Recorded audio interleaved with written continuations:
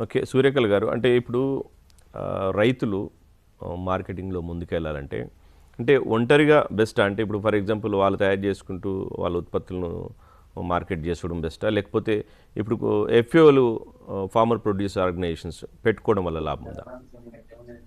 సమిష్టిగా పనిచేస్తే ఎప్పుడైనా ఎక్కువ లాభాలు ఉంటాయి. ఎఫ్‌పిఓస్ పెట్టుకుంటే ఎన్నో ప్రోత్సాహకాలు ప్రభుత్వం నుంచి పొందొచ్చు. అలాగే ఒక విషయాన్ని ఒకరు చేయలేకపోయినా ఇంకొకరు చేయడానికి ఒక పెద్ద అవకాశం ఉంటుంది. ఎందుకంటే రైతు పంట మీద దృష్టి పెట్టడానికి పూర్తి అవకాశం ఉంటుంది. రైతులు పంట మీద దృష్టి పెట్టకుండా ప్రాసెసింగ్ మీద దృష్టి పెడితే పంట నష్టం అయ్యే అవకాశాలు కూడా ఎక్కువుంటాయి. ఎందుకంటే కుటుంబంలో అందరూ సహకరించినప్పుడు అలాంటి ప్రమాదాలు ఉంటాయి కాబట్టి ఎఫ్‌పిఓలు ఇలాంటి ఆహ్, సొసైటీస్ ఏవైతే ఉన్నాయో చాలా ఉపయోగపడతాయి. నేనిప్పుడు చెప్పినట్టు ఇప్పుడు సంత వేదికగా కొంతమంది రైతులు గూడా కలిసి ఈ సంతల్ని మొదలుపెట్టడానికి ముందుకొస్తున్నారు.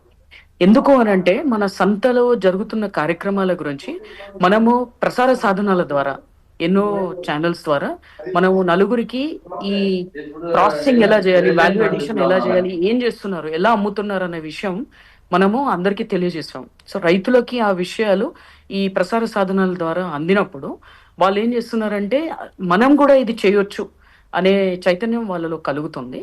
సో, తప్పకుండా నాకు తెలిసి ఆహ్, ఈ సమిష్టి కృషి అనేది ఉపయోగపడుతుంది. ఇప్పుడు పాలమూరులో మా రైతులున్నారు. ఒక్కొక్కరు ఒక్కొక్క పంట పండిస్తున్నారు శరత్‌జీ. ఓకే. వాళ్ళకి వాళ్ళకేంటంటే ఇప్పుడు ఎవరైనా కన్స్యూమర్స్ వినియోగదారులు ఏదైనా వస్తువు అడిగితే వాళ్ళు లేదు అని చెప్పుకోవడానికి లేదు. ఎందుకంటే ఒకరు పండించని వస్తువు ఇంకొకరు పండిస్తున్నారు గాబట్టి, వాళ్ళందరూ కలిసి ఆ పంటల్ని మా తోటి రైతు పండిస్తున్నాడని జెప్పేసేసి వాళ్ళు ఈ మార్కెటింగ్ చేసుకుంటున్నారు. దీనివల్ల మీకు తెలుసు ఒక వినియోగదారుడు నో అని వింటే, లేదు అని వింటే వెనక్కి తగ్గే అవకాశం ఉంటుంది.